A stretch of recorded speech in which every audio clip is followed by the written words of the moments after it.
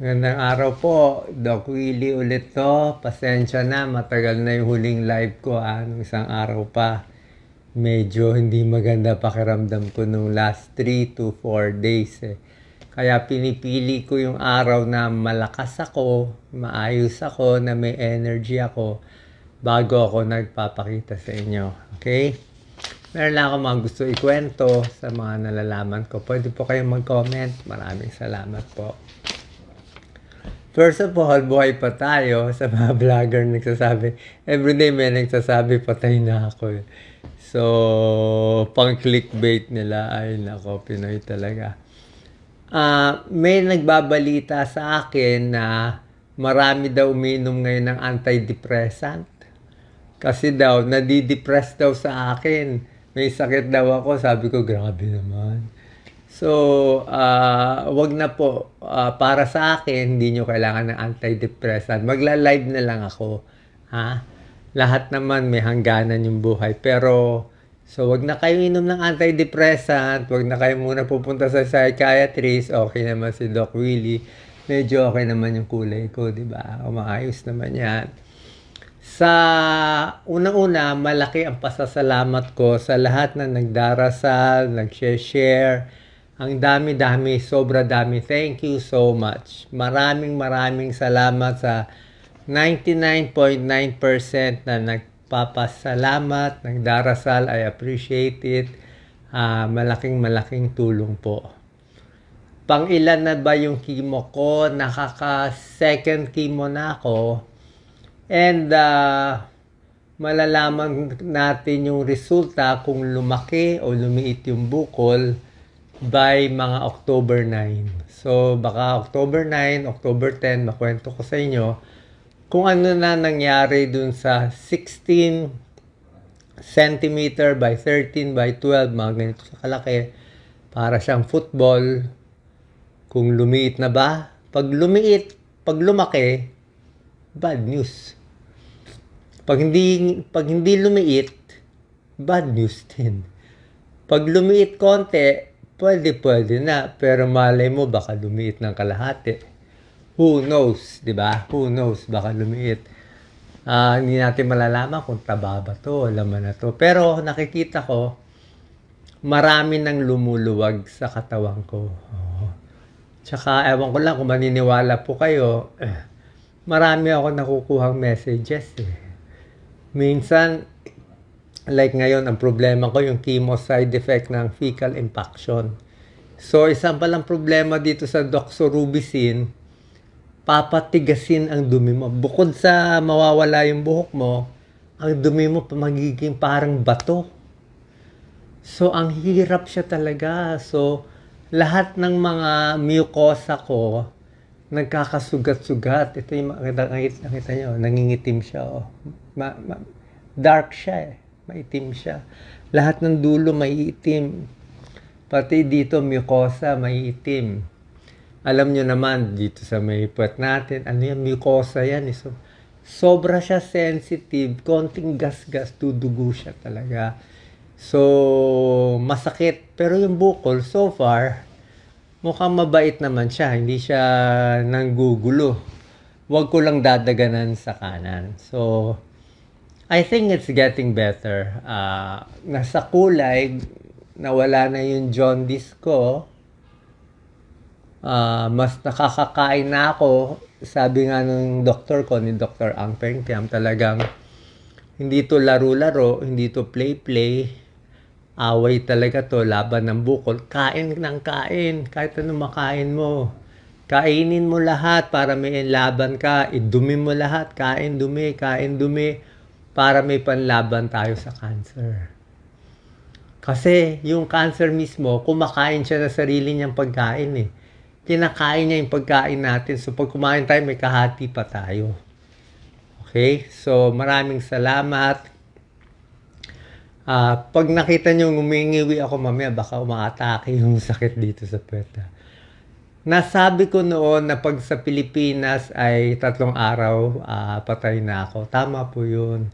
Ayoko na masyado i-discuss to kasi syempre nagpapasalamat din ako sa mga doktor natin sa Pilipinas, mga kababayan ko. Pero Ang nangyari kasi, I was 165 pounds at yung tubig sa katawan ko umabot na dito. Nandito na yung tubig. Buong pa ako manas na. Tiyan ko manas na pala. Leg ko no, makita nyo, galit na galit, diba? Yung unang video ko. Hanggang dito na yung tubig ko. Baga ako may tubig na, pleural effusion. Konti na lang, 1 to 2 days, wala na ako. Parang SVC syndrome na, IVC syndrome, talagang barado na.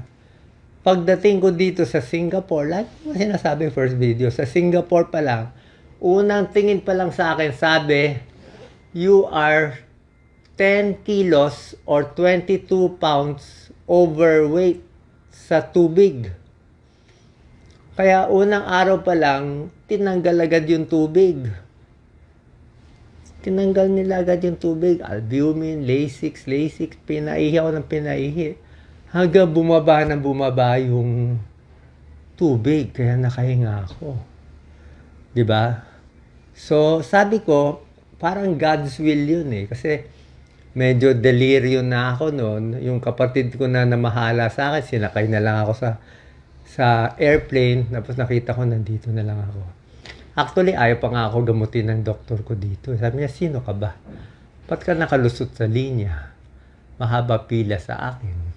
Mas sabi ko, umiyak na lang ako. Sabi ko, wala akong magagawa. Nandito ako eh. Jaundice na ako.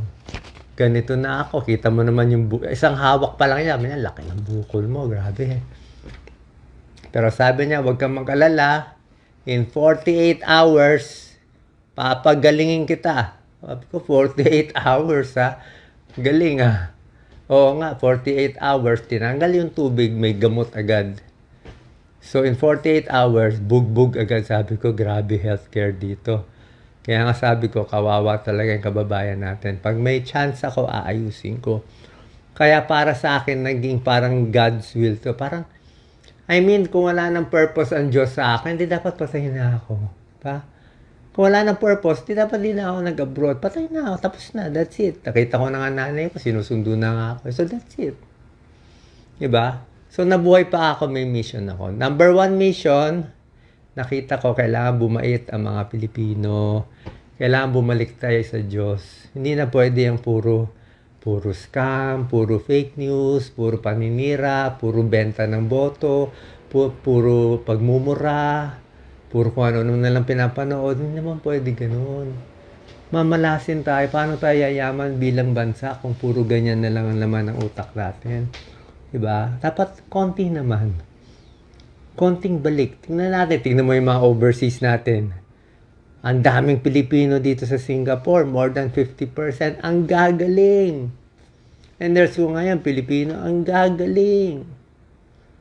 Oh, sa Philippines, ang nurses natin, 1 year, 2 years, aalis na. Ang sweldo, 15,000. 15,000 ang sweldo ng nurse. Wala na siya pamasahe. Oh, tapos, papabantayin mo pa sa pasyente. Oh, hindi pa sanay mag-IV. Anong klaseng healthcare meron tayo? Dito, ang nurses, sweldo, 120,000. Oh, siyempre dito, high-tech, gano'ng experience? 15 years. Yung mga CI, yung mga magagaling, lahat nandito. Okay, pasensya na. Meron, nalagyan ako ng Ba't nalagyan ako ng cartoon? Hindi mo naman nalagyan. Alam, minsan pinapasok tayo ng mga kalaban mga evil spirit Sanay ako dun. Pinapasok ako pag gumagawa tayo ng matino, pinapasok ako ng mga evil spirit. Kasi sinasabi ko nga, parang laban to ng good versus evil. Second mission ko is i-save ko yung bansa sa corruption, sa evils, tsaka ayusin natin yung healthcare. Hindi kayo naniniwala, it does not matter. I have to do it Something's telling me to do it Like nung isang araw, biglang may nagbulong sa akin, kailangan idumi mo lahat yan. Pag hindi mo madudumi lahat yan, hindi lalabas yung idumi mo, iihi mo. Oh, pinilit ko talaga. Kaya pilit ako inom. Kain ako ng kain. Kaya nagulat yung doktor ko, bagsak lahat ng result Nag-normal lahat Mula abnormal, nag-normal lahat. Kita naman kulay ko. Another tip is natutuwa ako sa mga religious groups, sa mga pare, sa mga madre, sa mga Catholic, sa Christian groups. Ginagawa the homily. Yung mga kinukwento ko. Actually, every time nagsasuffer ako dito, feeling ko nga Gethsemane. Parang Gethsemane. Alam mo yung Station of the Cross? Feeling ko naka-Station of the Cross ako gabi-gabi. Hindi ko na lang ang kinukwento sa inyo. Pero mahirap. Mahirap na masarap na mahirap. Kung kailan sobra sakit na sakit na sakit na sakit, biglang may konting ginhawa, tapos may konting liwanag, may konting magsasabi, naayos na to, naayos na to, naayos na to. Hindi ko alam kung bakit masarap ang suffering. Hindi ko alam bakit siya masarap. Masarap na, I'm not sure how it goes. Baka alam ng mga pare. Kayo na po mag-explain. Bakit masarap yung suffering? Pag nagsasuffer ka pala, parang may cleansing somewhere. Lumilinaw ang pananaw mo. Mas tumatapang ka eh. Yun ang kailangan natin. Kaya I don't see this as a curse. I see it as a blessing. Parang kay Job. Alam niyo yung kwento ni Job. Parang kay Judas, marami nag-betray kay Judas. Kaya ako sanay naman ako eh. Tumakbo ako ng 2019, iniwan naman ako ng mga tao. Tumakbo ako 2022, iniwan naman ako ng lahat. Okay na naman yon. Wala namang kaso yon.